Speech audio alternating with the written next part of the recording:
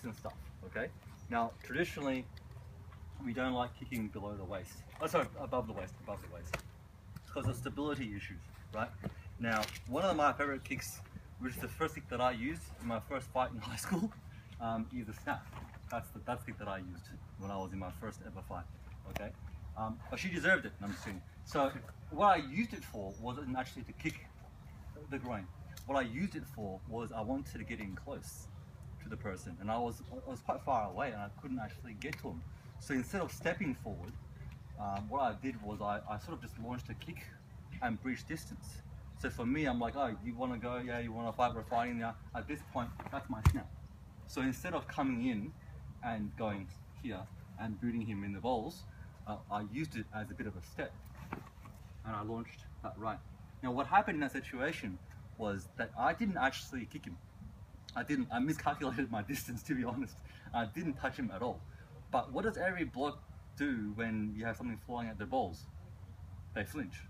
And that's what I sort of saw. So as soon as I went like this and he flinched, that's my right. So my right connected very well and he was on the ground after that. So the kick didn't do what I wanted to do, but it afforded me that bit of a flinch reflex.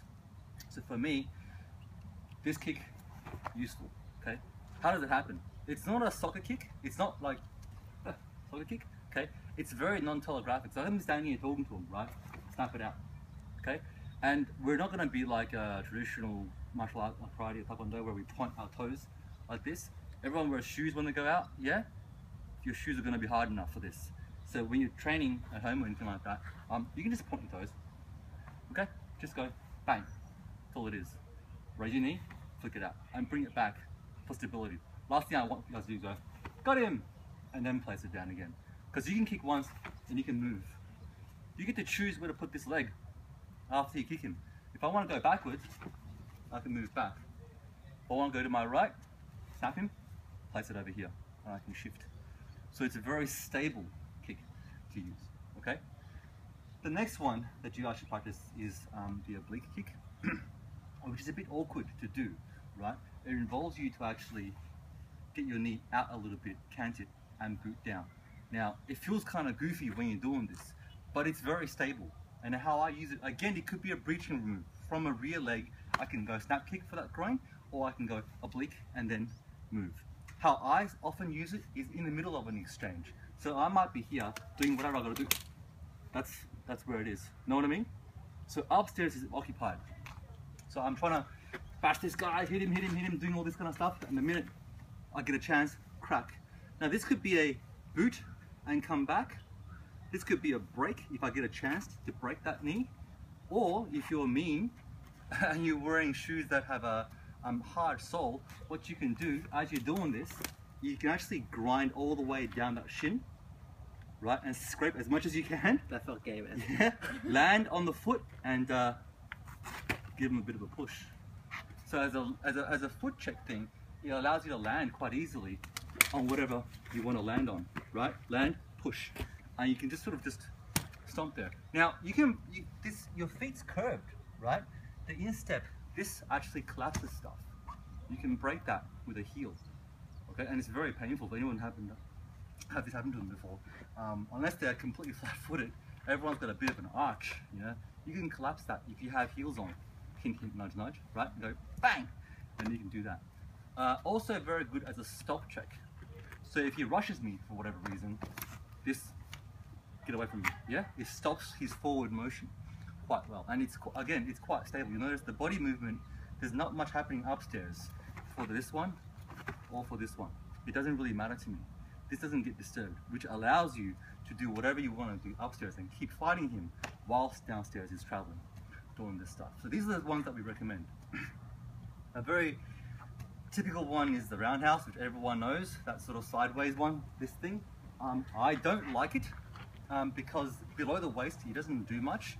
Muay Thai guys, they love chopping at your legs and stuff in the ring. They're fantastic, and it really fucks your leg up after a couple of kicks.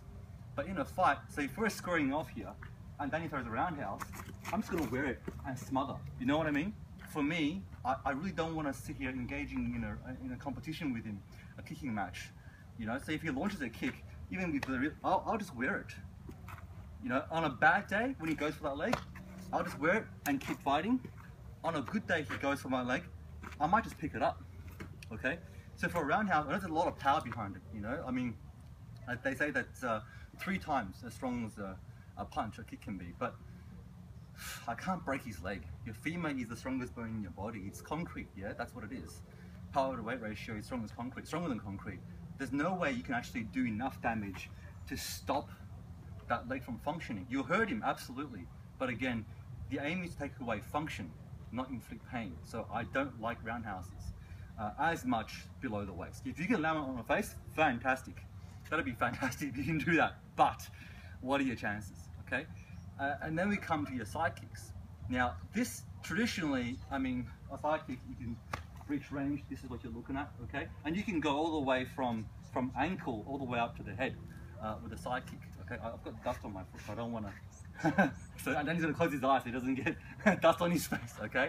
So I can go knee, I can go belly, I want to go to the face, I can go to the face with a side kick. The problem is, again, anything above the waist here, anything above the waist, balance is an issue. So if you grab my leg at this height, okay, I still have options. Know what I mean? I can still fight and do whatever I gotta do to keep fighting, pull my leg out, back, or whatever I need to do. If he gets my leg and it's up a little bit higher, this is a big problem for me. Know what I mean? And this goes much easier, yeah. So high kicks, can you do them? Yes. Do you wanna do them? It depends on what you're wearing. This hipster shit with the tight jeans, can you get your leg up that high, you know? The side kick I like if they have a very long guard. So if he gives me a long guard and I'm too weak to either get through this guy, he's very stiff, I can't get around him. What I have found works all the time is I'm just gonna lifestyle that hand, I'm gonna side kick into the rib cage. So it's gonna be this, okay? I like doing that because I get to pull him and shove my leg out, okay? If you see where my foot ends, I won't kick him, but if you see where my foot ends up, what I'm gonna be doing is I'm going to try to go through him. As I pull him, go through. And you can pick whatever rib you want to break. That's a problem for him. Even if you miss and you hit the pelvis, look at his balance. This is a problem. And now, what can I follow up with? My oblique kick. True? That's where I use side kicks. Okay? Stomp kicks, this kind of stuff is useful as well if you want to get distance. Okay? Be careful, they can be cleared very easily. So if he brushes to the, you know, either side, go to the other side if you can. Right, this gets me on, he gets my blind side, it's very easy to do that. And again, they might not be as, they're quite telegraphic. Kicks that don't tell your opponent what you're doing, they're the ones I like best. Okay, so I don't like loading up for a big massive roundhouse and things like that, you know. You can launch them in the middle of a fight if you really have the, you can do things like that if you want to.